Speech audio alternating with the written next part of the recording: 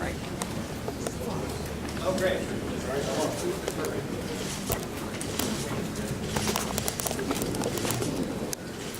Again, thank you everyone for being here for this very historic day in the history of our men's basketball program at our university. We'll get started right away with our interim president, Dr. Postal.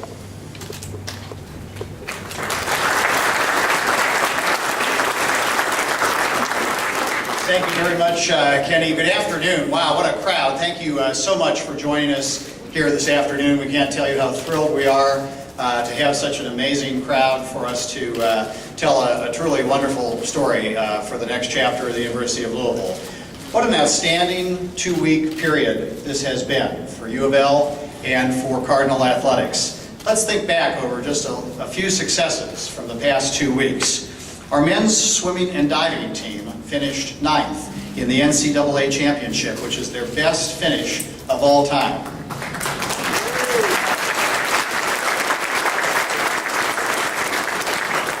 During that championship, Marcelo Acosta earned All-American honors, so a special commendation to him. Our women's swimming and diving team finished 5th in the country.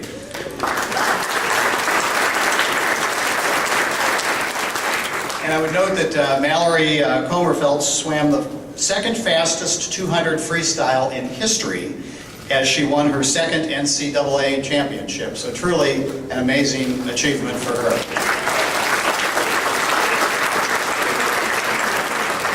But there's more. Our women's basketball team has now earned a coveted spot in the Final Four this week in Columbus, Ohio.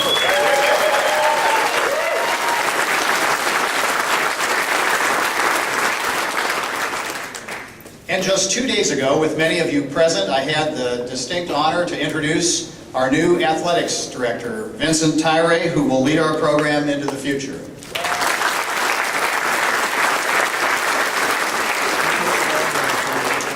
Vince took the reins of one of America's best athletic programs, one that is committed to top performance both on and off the court.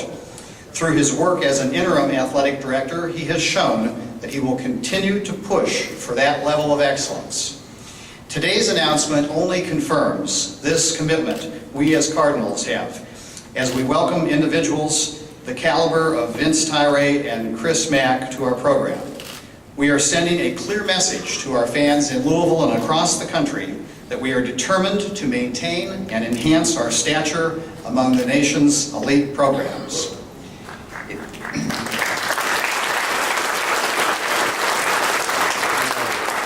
It's no secret to anyone that Coach Chris Mack has been considered one of the finest coaches in America. It's also not surprising that it was no small task to pry him away from his alma mater, a school that he loves, and a community that had embraced him. It was going to take a special situation, a special place to get him to leave. And despite our recent issues, the Louisville community and the University of Louisville is, in fact, a very special place. Before I turn our program over to Vince, I want to personally welcome Coach Chris Mack and his family to the University of Louisville.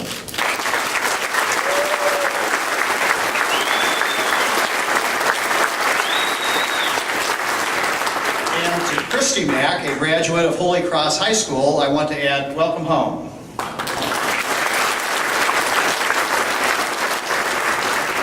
We are so pleased to have both of you and your lovely children join our Cardinal family, and there's one that we don't want to lose.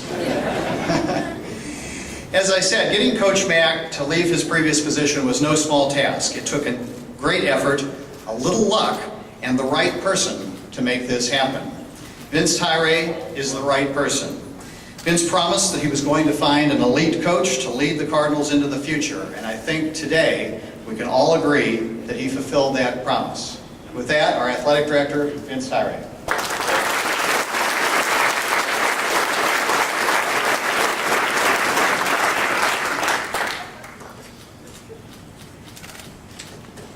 This is what makes it fun.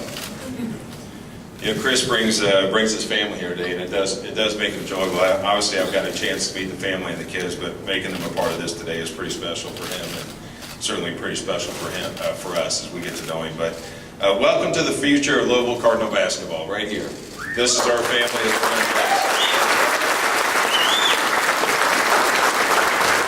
Today is certainly a new day for us and a brighter day, and we're excited to have Chris and his family join us. I'm certainly excited to introduce him. I don't have to introduce Christy to the city, but certainly really feel I have to introduce Chris to our program. He certainly knows that, and I think that us having the kids here, Haley, Laney, and wherever Braden is now, he's probably searching something out. We welcome you. It's great to have you guys here, and you're going to get a warm reception while you're here every day for the rest of your career and when you retire here.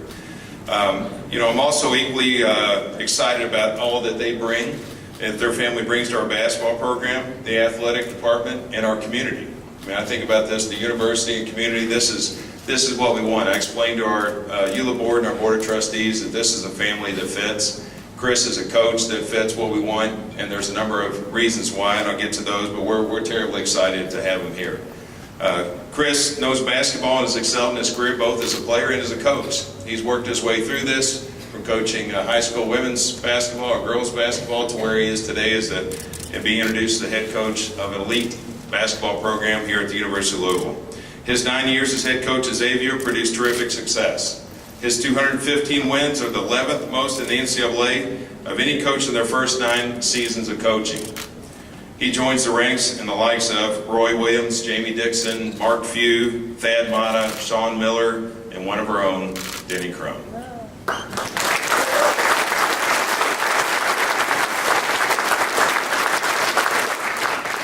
His most recent team achieved a record of 29-6, won the Big East Conference, and was awarded the #1 seed in the NCAA tournament. We now have the #1 seed in both women and men's basketball at the University of Louisville. Chris has been honored with the 2018 Big East Coach of the Year, the NABC District 5 Coach of the Year, and became the all-time wins leader in Musketeer history. The team finished #3, ranked in the AP poll, so we got to see him quite a bit on ESPN and other channels throughout the year. But also in 2016, Chris won the Henry Abel Award for the U.S. Basketball Writers Association's National Coach of the Year, when his team received the #2 seed for the NCAA tourney. It was ranked #5 in the AP final poll. Chris has guided Xavier to the NCAA Sweet 16 or better in 4 of his 9 years as head coach. And I think he fits a number of the things we looked at in terms of the criteria. So when we were in search of somebody that embodies the key criteria that can not only honor our past but embrace our future, he hit on many of these points, if not all of these points. We had criteria to meet on and off the court. The person has to want to be here and here only. This person has to love everything that the city of Louisville and the University of Louisville represents and has to offer. This person has to become a key part of our community going forward. This person has to represent the highest in integrity in athletics and in life. This person has to be competitive and a proven winner. You get where I'm going with this. This person has to attract talent to not only fill the scholarships, but to fill the staff positions. This person has to respect our legacy of winning basketball and those that played a role in our success. And thank you, many of you are here today. I know Chris appreciates that. We have like feelings about the legacy of this program.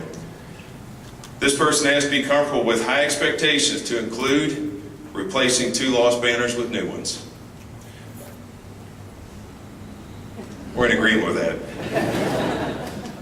This person has to have all these qualities, and that person is sitting on the stage today. I'm going to give him a treat that matches my history with his, which is what we do in this town. The Cards fans, please join me in welcoming our next men's head basketball coach at the University of Louisville, Mr. Chris Mack.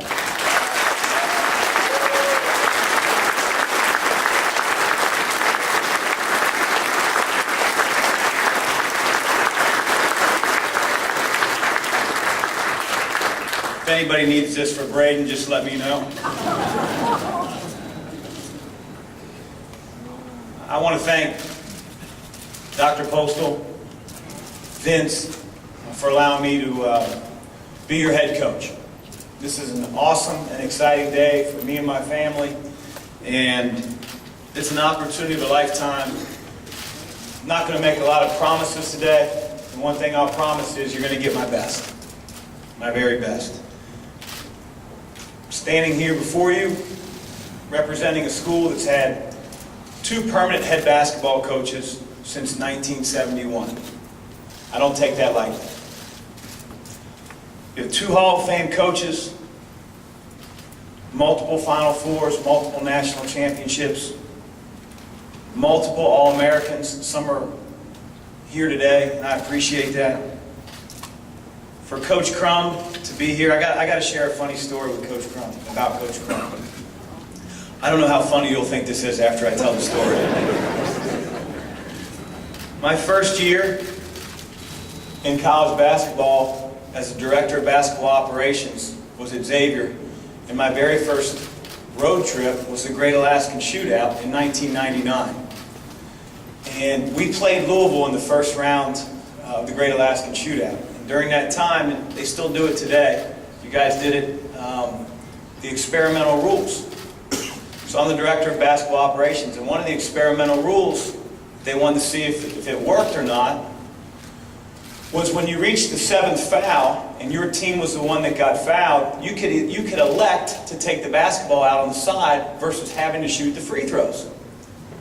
So with about 30 seconds left, and I apologize, I know that you know your history probably a heck of a lot better than I do, but with about 30 seconds to go in the game, Xavier gets fouled and we're up 2 points. I looked at Coach Prosser, God rest his soul. Coach, we should take the ball out of bounds. So we took the ball out of bounds. Coach Crum sort of looked down at our bench. Ball got inbounded, Louisville fouled again. 24 seconds left in the game clock. Coach Prosser, we should inbound the ball again, not shoot the free throws. We did that 7 straight times. The game ended with us never shooting free throws. Coach Crum going to the post-game press conference and saying, if that experimental rule ever comes into play, well, you can probably guess the rest. Coach, I apologize for us beating you that day. And obviously, Coach Pitino, Hall of Fame coach as well. He's been awesome to me. He certainly implemented a style all unique. He's one of the best to ever coach both the college and the pro game. And I understand that I have big shoes to fill. And as I said before, I'm going to do my best. I want to thank the community of Xavier for believing in me in 2009, specifically Father Graham, our president, Mike Babinski, who's now Purdue's athletic director, who had the guts to hire me, and then Greg Christopher, the AD that I just left, who kept me around. I told my players, it's not easy. 24 hours ago, I was in the locker room with a lot of tears, both from the players that I coached and from the guy standing before you. To leave a situation that I gave my heart, gave 2 ACLs, a patella tendon, a lot of memories. To come to Louisville, obviously this place has to be special to me, and it is. I would be remiss if I didn't recognize David Padgett. I talked to David earlier this morning, and I can't imagine the yeoman's task that he had to face just days before the season started. To keep that group, this group, together. And maybe they didn't experience the results necessarily that they wanted to or they expected to at the beginning of the year. But he did it with class, he did it with integrity, and he did it with putting players first. To our current players, I told these guys about a half hour ago, and I think a couple of them will probably start shaking their heads. I recruited about half of them. And if they wouldn't come to me at Xavier, I told them, you're stuck with me, I'm just going to come to you. There will be no, well, those are Pitino's guys versus Mack guys. I chose this group, you guys are my guys. I'm going to work hard every single day to make you better, to make us better, to make Louisville basketball better. Earlier on, I talked to him about meeting a high standard. And I see my job as the head coach of keeping that standard high and not lowering the standard when it's not met. It's not going to be easy. I want our team and our players to be tough, together, and unbreakable. To the former players here at Louisville, this is your program. You built it. I know what that's like. I did the same thing, although my brick would probably be a lot smaller. Up the road at Xavier. I want each of you to know there are no different eras. This is Louisville basketball, and you were a big part, and are the part, in making it what it is today. From afar, I admired so many of you over the years. I hate recognizing individuals because I'm going to leave some out. But I will recognize one guy who I know is not here because I'd probably see him above the crowd. Man, what really started to turn me on when I was a kid about Louisville basketball was never nervous purpose.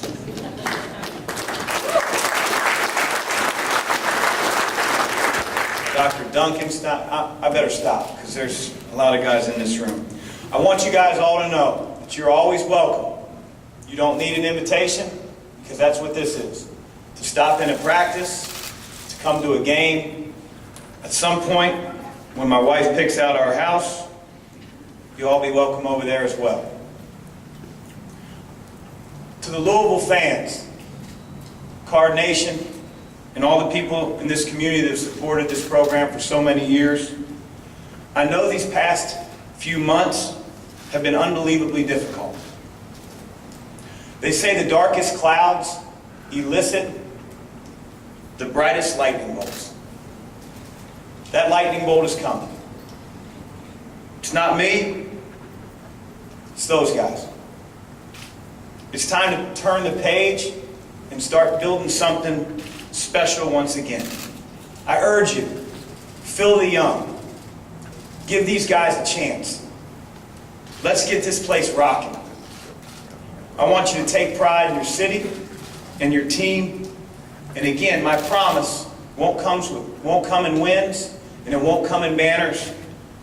It'll come in the sense that I will work my ass off every single day to make you proud of Louisville basketball. I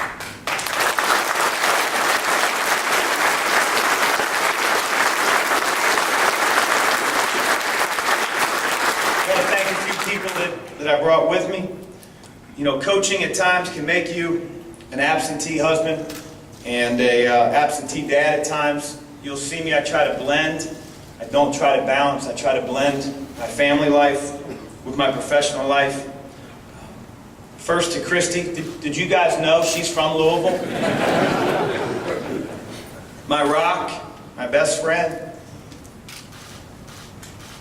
Oof. She bleeds cardinal red. I want you to know that's not the reason I took the job. Thanks, baby. To my girls, Lainey, my oldest, you want to stand up real quick, Bugs? I call her Lainey Bug. You can sit down, Lainey. Want you guys to know, she's going to cry every game we lose. And when you're getting into your teen years with your daughter, you don't want them crying, so trust me, let's not lose. She's invested. I mean, we walked off the floor at Xavier the other day against a very good Florida State team, maybe the toughest loss I've ever had, with a team that I was so invested in. And she couldn't stop crying, you know, well after our guys quit crying in the locker room. And that's how our family rolls. Haley, you want to stand up? This is my crazy, competitive, heart of gold, middle child. Haley, you can, okay. She'll be the one that's dancing at games and loving Louisville basketball like we all will. Braden around? I told our guys, Braden, get ready. I don't think Louisville is ready for Braden Mack.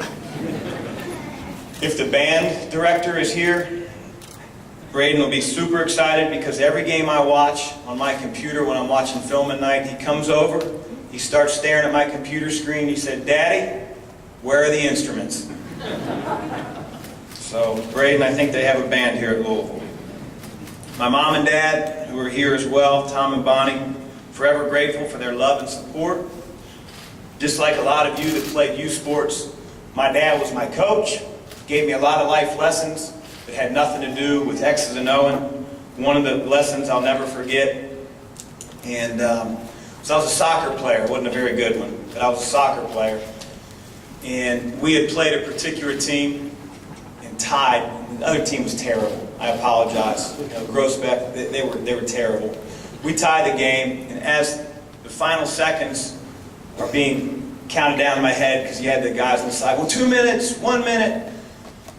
I knew that the game was going to end in a tie, and just as it ended in a tie, I picked up the ball, teams were going to shake hands, and I punted it as hard as I could up in the air. And before the ball landed, my dad had grabbed the back of my arm and very forcefully said, "Get in the car, bub." He taught me a lot about sportsmanship, playing to win, shaking the other guy's hand after the game when you don't. Thank you. And then my wife's parents, Danny and Debbie, who have been unbelievable supporters of mine, done everything that they can to be at every one of their games. I've made their commute a little bit easier rather than coming to the Cintas. And just for the record, they don't have season tickets to Louisville basketball. I want you to know a little bit of who I am and why I'm here, but I want to also make it very clear, and I told our players, it's not about me. It won't be about me, it's about them. When I went with Skip Prosser to Wake Forest, we had Chris Paul. We were the #1 team in the country. And after my 3rd year as an assistant coach at Wake Forest, I left the ACC and I went back to Xavier, and I took a pay cut. I went from Wake Forest as a 3rd assistant to Xavier as an assistant, and I took a pay cut. And there were a lot of people, a lot of colleagues of mine that said, "Man, he's crazy. Why would you leave what was arguably the #1 preseason team in the country to go back to Xavier?" But I did it for different reasons, and I did it because I followed my heart. When I went back to Xavier 5 years later, I was named the head coach at my alma mater. It's been an awesome ride for 9 years. Lots of head coaching jobs over those 9 years have presented themselves. And if I'd listed those out, and some were very, very public at times, there were a lot of people that said, "Why wouldn't he go there? He's crazy." So when people say, "Why Louisville? He's crazy," I'm never afraid of a challenge. I'm never afraid of a challenge. I faced so much adversity during my playing years, I shared a little bit with these guys. Started both years at the University of Evansville. I left, I transferred, I sat out that tough year that Stephen Enoch sat out this year, where you practice with the team, you don't get to wear a uniform, you have to sit out. And then my first exhibition game, in the first year I'm eligible at Xavier, I blow out my left knee, 8 seconds into the first exhibition game. So I sat out the entire year, 2 years in a row. So I'm getting cited for my 5th and final year, rehabbing like a son of a gun. And in the summer league, after I got released, I tore my other ACL. And that personal experience was maybe the toughest I ever had to go through, both as a player and as a person. And I didn't know it then, but I know it now. I'm not afraid of adversity. It's going to hit, it's how you handle it. I learned during that time, thankfully, because Coach Prosser gave me a book after my 2nd ACL, that tough times don't last, tough people do. And I'm going to carry that with me for the rest of my life. I told these guys here, this is my final stop. You'll never see Coach Mack coach at another university or an NBA team, high school team. I mean, for a second there with the board not getting everything in check, I thought I was going to have to be Mike Sabo's assistant at Trinity. As I stand before you as your head coach, I can't wait to get started with these guys. It's going to be a players first program. And with that, I'll take any questions that you have for me. Again, if you'll let us get a microphone to you, right up front, Jody. Chris, how difficult and when did you know you were going to do this? I think anytime you make a life decision, it's difficult.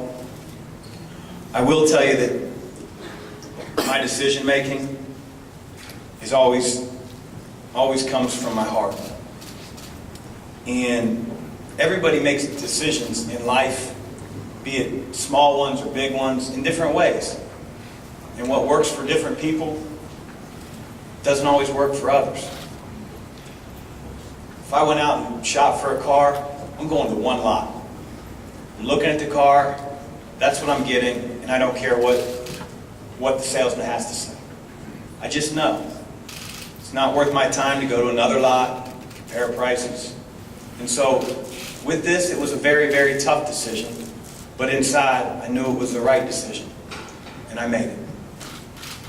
When you look at the program, just some general thoughts about what you see, some of the challenges short-term and medium-term ahead in terms of reversing some of the negative traction and some of the positive traction that's occurred as well. Yeah, it's not my job to be the guy that looks backward. I wasn't here when a lot of the things that transpired have been written about. And I wouldn't have come here if I didn't believe this place can shine once again. A lot of people have taken the time to write all the different stories. And I'm not naive enough to think that won't continue. But my job isn't to look backward, it's to look forward. And I'm excited about that. If I felt it was too overwhelming to do so, then I wouldn't have come. Chris, has Coach Pitino reached out to you at all, and did that alleviate any concerns? I reached out to Coach. I've talked to him twice.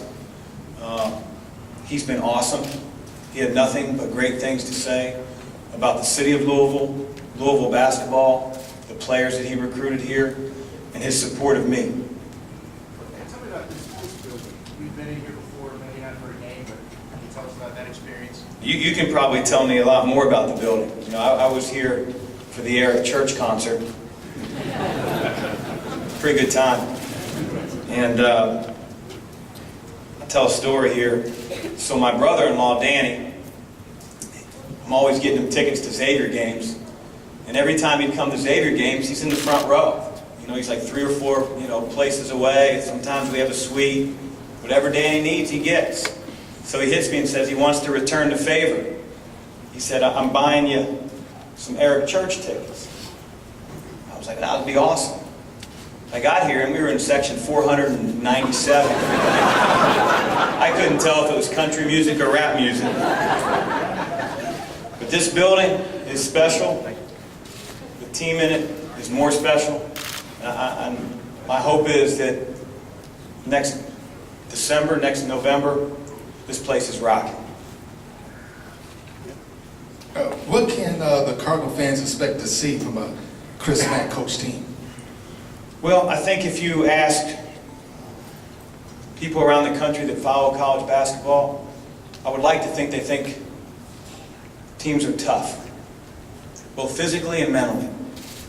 And as I said before, I do want our team to be tough, together, and unbreakable. And over time, they'll learn our system. They'll learn our terminology. They'll learn our personalities. And by the way, us coaches will do the exact same for our players. But I think, just to sort of put it in a nutshell, I would say tough, together, and unbreakable is how I want our team to be viewed. Chris? I can hear you. Chris, during your time at Xavier, it seemed like you really reached out to the fan base and wanted to kind of be visible with you and your family. During the times that this fan base has faced in the last 6 months, last couple of years, how important is that for you guys to be able to do this moving forward? I'm just going to be me. I don't know any other way. I know that the spotlight it's brighter. I know the attention comes from more people. I want the attention to be on our players, but I'm not going to lose who I am, because I have to be genuine in order to lead these guys. And so somebody said the other day to me, you're going to a place, ooh, a lot of negative connotation, and you know, how are you going to... I just looked at him and said, hey, listen, I'm going to be me. I'm not going to post on Twitter any more than I did before. I'm not going to become more elusive. After games, I'm going to go out to eat. I know you think I'm crazy. I'm going to do it. And that's the only way I know how. I'm going to be me. Coach, how much about the FBI situation were you told in the interview process, and did that deter you at all? I was told enough, but I'd also say that everybody in here, along with everybody in the entire country, doesn't have their hands around what is going to happen. You know, a lot of people, a lot of programs have been touched. It'll be interesting to see how it plays out. If it were a situation that would scare me off, then I would have said something to Vince. He was very open and he was very forthright in his dealings with both the NCAA and what happened with the FBI. And again, we'll deal with it whatever comes our way, and we won't be afraid of that. Chris, obviously there hasn't been much time at this point yet, but how much do you know about the team that you're inheriting? Well, I know a lot. You know, I've tried to, over the last 3 or 4 days, watch as much film as I can. A company called Synergy, and you can watch anything you want. You know, I recruited a lot of these guys out of high school. Certainly how you play in high school, it's a tougher job and tougher responsibility at the college level. But I know a lot, and I'm certainly going to not claim to know everything or have all the answers, but that's what a working relationship's about. My job is to push these guys and find out what their dreams and goals are, and try to get them to that. And I want them to know what my dreams and goals are, which is why I came to the University of Louisville. Coach Mack, I was actually on the court in '99, and I missed the steal when you call that play. So I appreciate the coaching staff. How close are you to having a full staff right now? I think there's a little bit of things that have to be played out a little bit back at Xavier. You know, I brought with me today Luke Murray and Mike Pegues, who I fully intend to bring on as full-time assistants here. They're in the back of the room. You know, those guys have been with me every step of the way. Travis Steele, who's been my associate head coach at Xavier for the last 9 seasons, is a candidate to replace me at Xavier. And, you know, I think he would do an incredible job at Xavier. So whether Trav ultimately ends up being the head coach at Xavier, then that would obviously have some, you know, ramifications for my staff. You know, certain support staff I'm going to talk to that have worked here and represented Louisville the right way over the last couple of years, however long some of these guys have been here, years and years. But I'm going to do them right, as will Vince. But ultimately, I have to be comfortable, just like any CEO would, and that's what you are when you're a head basketball coach in 2018. Be very comfortable with the people that represent me, that work with me, work with our players, and represent you all as the University of Louisville. Coach, what do you hope to accomplish? What do you hope to accomplish your first few weeks on the job? Wow, that's a good question. A lot. You know, the first thing that we're going to do is work to establish as good a relationship as we can with our players. You know, we're going to set up individual meetings starting next week. I'm going to be on the phone with a lot of those guys, as will my staff. Talk to their parents, make sure that the current roster feels good about our vision for the program. And it may not match up. I told those guys, I'm not going to lower our standard, but if they want to be a part of it, I certainly want them to be a part of it. Why they chose Louisville is probably the exact same reason I chose Louisville, outside of Coach Pitino. So, along with that, obviously hiring a staff, a coaching staff, a support staff, those will be my 2 main focuses as we move not only over the next couple weeks, but over the next few months. Coach, you seem to genuinely enjoy the rivalry process there in Cincinnati and Xavier. But what comes to mind when you think of stepping into that whole Kentucky rivalry and also, of course, the rivalries with other teams in the ACC? Yeah, I can't wait. You know, there's something about those type of games that get your juices flowing. And, you know, I know maybe people in this city can't appreciate the Cincinnati-Xavier rivalry. So I see some of my local media from Cincinnati. The schools are separated by 2.5, 3 miles. And we've had a history of some incredible games and some incredible battles. And I love being a part of that, both as a player and as a coach. And I'm not naive enough to think that the UK Louisville game isn't one of the best in the entire country. All eyes, usually right around Christmas time. I'm usually sitting in my in-laws' house over in Shepherdsville watching the game because it's during our Christmas break. I'm excited about it. But our season won't be one game, but you can sure as bet we're going to be ready to go next year here at the Young. Coach, you were talking about your early weeks on the job. How does being here kind of change your recruiting approach in terms of the type of players that you go after, and just how much broader is it now? Well, we went after a lot of the guys that ended up here, so I don't know how much the profile will change in terms of the type of player, the type of student athlete that we want here at Louisville. Just think we'll be able to get a few more of them than maybe we have in past years. I want guys that are very versatile. I want players that are competitive, tough, and embody some of the characteristics I talked about before that I want our team to resemble. But, I'm not naive. It's going to take a special person, a special family to believe in this place, just like I did. And I think there'll be a lot of families and student athletes, prospective student athletes out there that will. Mack, over here. Hi, Coach. Jason Wire, Vice President of the Villain Student Section. Coach, what is your vision for our student section moving forward? And do you have any plans to work with students here to further build our culture? Absolutely. I'd be foolish, Jason, to sort of give you a plan in my first hour on the job. But it's their team. They go to the University of Louisville.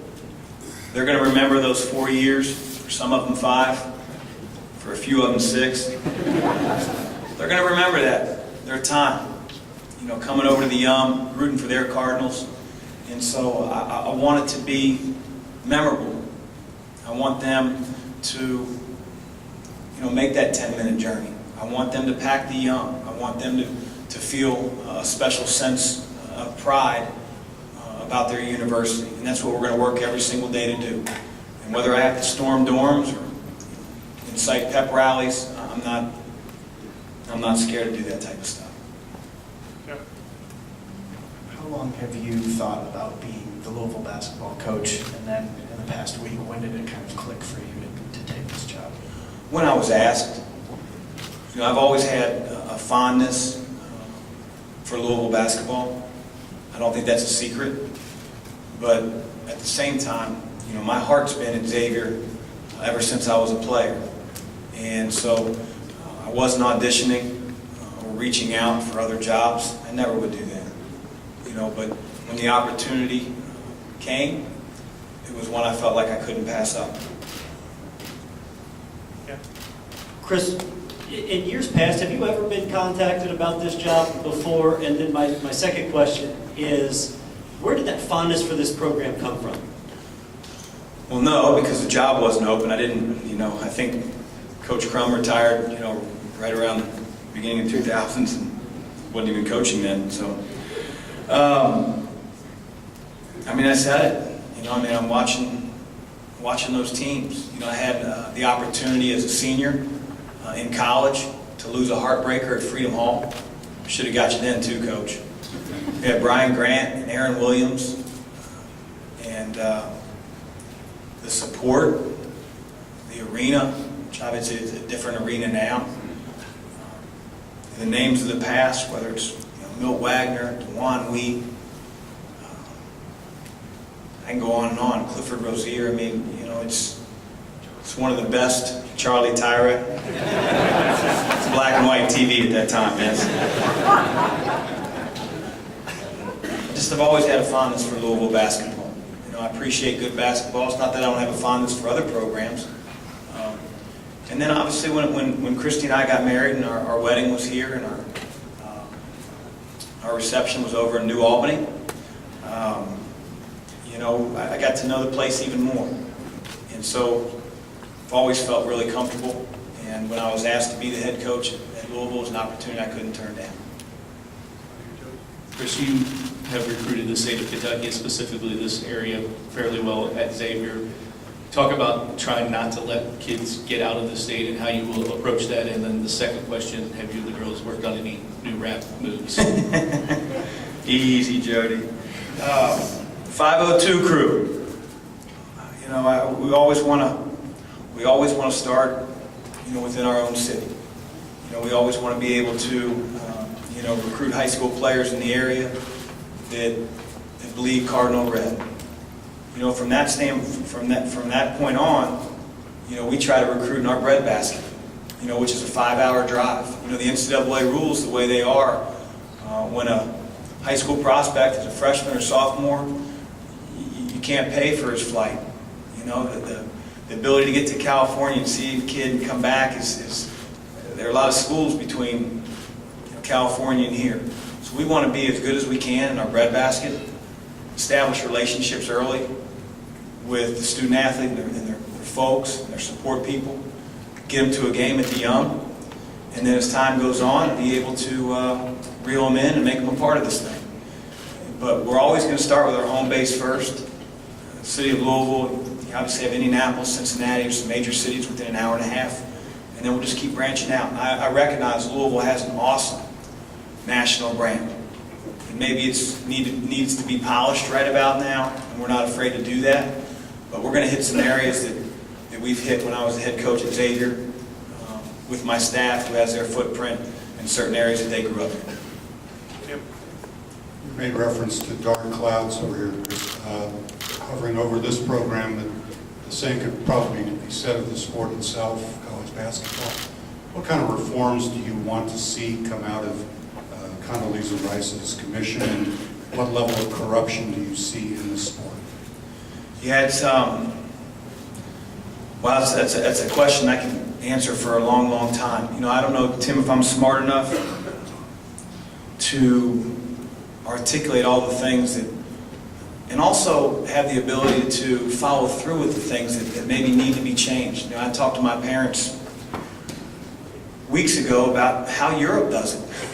Club teams, and you don't really necessarily tie education with athletics, but we're way beyond that point.